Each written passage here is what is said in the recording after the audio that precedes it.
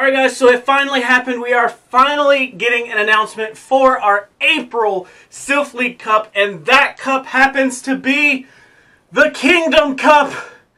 Yeah! So I'd like to make a Game of Thrones joke, and let's actually go over really quickly some basics about the Kingdom Cup for anybody that's new out there. Sylph.gg is your website that you want to be visiting. Sylph Road actually holds a monthly cup, usually based around 4 typings, usually in the Great League. I say usually even though they've all been based on 4 typings, and they've all been in the Great League so far. They could change that. From the 1st of the month to the 31st, or the last day of the month, basically, you're going to have a themed cup around 4 different typings in the Great League, and you're going to be able to participate, gain points, win tournaments, be on leaderboards eventually, and do all that kind of stuff. So if you're into Pokemon Go and you're into PvP, then this may be your thing. If you want to learn more about the general scope of Sylph.gg, head over to that website. You can go to sylph.gg.com and find out more general stuff. From April 1st to April 31st, we are having the Kingdom Cup. The Kingdom Cup actually consists of Fire, Dragon, Ice, and Steel. Whew! So that's two big typings that I am in love with, not because I like the typing, but because we've already had them this year. Steel and Ice types are being brought back in April, which is a huge cost savings to a lot of people. Thank you. Thank you. Basically, Fire and Ice and Dragon and Steel all together make up a Kingdom Cup. That's why I said, you know, Game of Thrones joke, but I don't watch Game of Thrones. I never have. To get you guys started, I want to kind of go over what the typings kind of do for you, some of the top 10 stats that I've already pulled. Just really quickly, just so that if you're new to the channel, or if you've just never seen my spreadsheet, I have a spreadsheet that I keep up to date. It's been in the description to most of my PvP videos at this point, but I'm going to make sure that it keeps getting in the description. Basically, it's a Google Docs sheet that basically I go through every month, and I put all of the possible Pokemon that are allowed in the cup and run some basic numbers. And I have a video talking about what the spreadsheet actually tells you from last month for the Tempest Cup. Just keep in mind the Pokemon have changed, of course, but the spreadsheet, all the formulas are still the same. The look of the spreadsheet is totally different because I've spruced it up since then, but basic concept is still there. When we talk about Fire, Ice, Dragon, and Steel, those 4 typings are kind of interesting, and it's kind of a really neat way that they've done it this month, is because in general, Fire is kind of an odd typing. The Pokemon inside the Fire typing are generally kind of frail. They're not super bulky. Some of them are. If you talk about like Heatran and certain Pokemon like that, they can get bulky, but in general, they're kind of squishy. So it's very interesting this month that Fire actually has the type advantage amongst 2 of the types, being Ice and Steel. Fire is actually going to be super effective to Ice and Steel type Pokemon, and if you happen to have a Ice and Steel type dual type Pokemon, then of course you're going to do 2 weaknesses worth of damage. I called it quad weakness, and apparently that was non-existent, but that's just what I've always called it, so I'm going to keep calling it that, just because that's what I call it. So Fire and Ice, Fire is actually going to win that. Ice is actually going to be super effective to Dragon. Of course, we know that. And several of our Dragon types also carry the Flying type as well. So you kind of got to remember that most of the Dragons are also going to carry a quad weakness to Ice as well.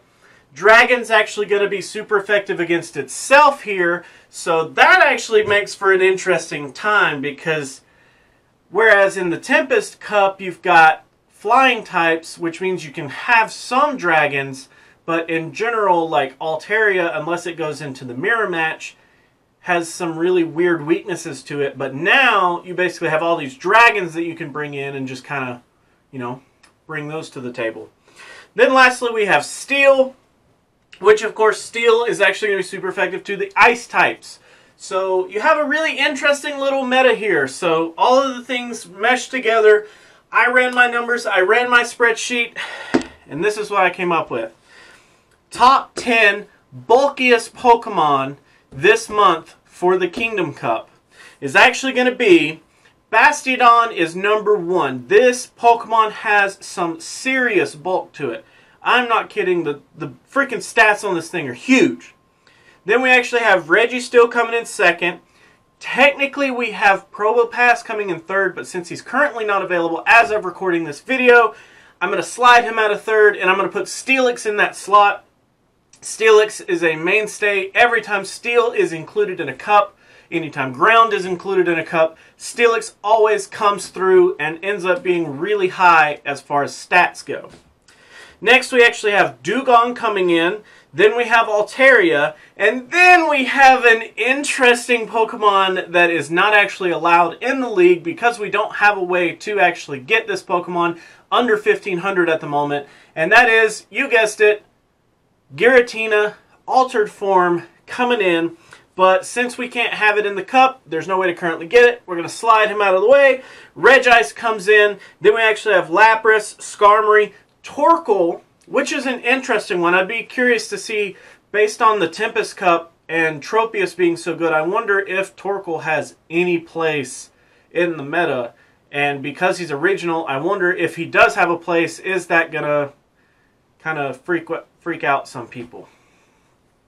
And lastly, on our top 10 bulkiest, we do have Forretress. So Forretress is somebody that I have been anxiously waiting to mess with. I haven't been able to find a good Pineco. I don't have a way to really test out Forretress at the moment, but I'm going to get one and I'm going to mess with it because I think Forretress is a really cool Pokemon. Next, let's actually go over the top 10 stat products from the Kingdom Cup here. So, starting off at the very top, we actually have a newcomer to the Great League. This Pokemon was only introduced to the Great League as of March because of being included in the weekly breakthrough boxes.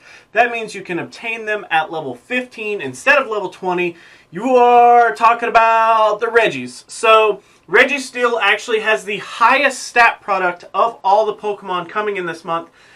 Notice that when I run stat products, I don't include IVs. I'm just like including top, like the highest level that they can get at, times the CP multiplier, and then times all those stats together. I don't factor in IVs, so these will actually fluctuate a little. The bulkiest Pokemon, those should stay the same, but the top 10 stat products, if they're kind of close, depending on your IVs, you could shift them, you know, 1 to 2 spots a piece. But anyways, so we actually have Registeel coming in at the top. Probopass, again, coming in second, but we're going to slide him out of the way. We actually have Steelix coming in, Dugong, Altaria again, Lapras. And then, of course, we have Giratina, but we can't use him, so we're going to slide him out of the way. Then you have Skarmory, Regice, Bastiodon, Torkoal, and then we actually have Forretress coming up there at the end again. So Forretress and Torkoal actually sticking it out between the top 10 bulkiest and the top 10 stat products of the cup. So very interesting. Very, very cool. I like the meta. I like the shape of how everything looks so far. In terms of like straight up Pokemon, I want you guys to do a little bit of homework on. I think you should look into Bastiodon. Definitely be looking into Lucario, and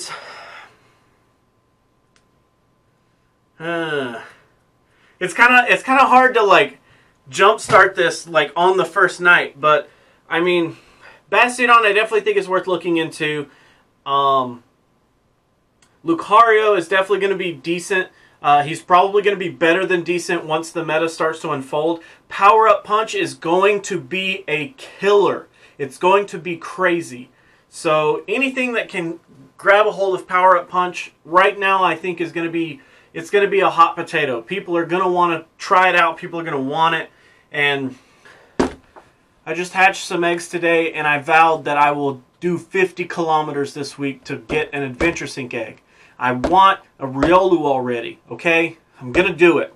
Other Pokemon that are notable that I think you should look at, Typhlosion could actually be kind of interesting, having access to Blast Burn and Shadow Claw.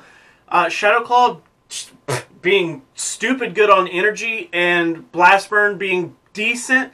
It does pretty good damage. I mean, there's nothing to laugh at when you talk about Typhlosion. Charizard could also be good again this month. I really wish Charmeleon had some cool moves. I think it'd be cool to use like a maxed out Charmeleon or something like that. That'd be pretty sick. I'm trying to think of anything else. I mean, the meta at this moment, of course, it's brand new. It just got revealed a couple of hours ago, and the meta is blown wide open. So let me know what you guys are actually thinking about. I'd love to know what are the first 3 Pokemon that you think of as soon as you hear Fire, Dragon, Ice, and Steel. Let me know. Plus, on top of that, starting tomorrow, I'm going to get up early tomorrow and I'm going to start doing deep dives as soon as I freaking can. And I want to know what you guys think. What are some Pokemon that I should be doing deep dives on? I really want to start with like some of these bulky Pokemon, some of these high stat product Pokemon. I think that those are kind of like easy ones to start with. And then we'll start looking at stuff like Lucario and maybe some like outliers in the meta, things that counter the meta pretty hard. Of course, as of this video, I am going to transition all of my focus onto the Kingdom Cup as far as like deep dives and stuff. For the people that I did not do a deep dive on your Pokemon, I'm going to try to go through all the comments and I'm going to try to at least do it like a text version of the deep dive, so that at least that way you guys have a little bit of information about those Pokemon, just unfortunately not in video format. So, holy cow, I'm excited. I am super hyped. Like, I don't know if you guys can tell, but I'm super hyped for this cup. This was fun. It was super fun to just like sit here and figure it out. When the Tempest Cup got announced, I was literally almost asleep in bed. I got up and came in here and made the spreadsheet. Now, thankfully, I thought ahead and I was like, you know what, I'm just going to make this spreadsheet modular so that I don't have to do that again. Anyways, you should check out the spreadsheet. It's got some cool information. If you want to look at what information you should be looking at and what it's good for, maybe go back and look at the Tempest Cup video. I'll try to find it and I'll try to put it in the description. Because I don't know how to do those like little card things that show up like right here. I don't know how to do those. So, yeah. Anyways, thank you guys so much for watching. If you like to like videos, make sure you do that. If you don't, I don't care. You can be that guy. Otherwise, let me know what you have to say down in the comments below. Don't forget to let me know the deep dives you're looking forward to. Don't forget to let me know the top 3 Pokemon you think about as soon as you hear this cup. And until tomorrow for our next video, I will catch you guys then.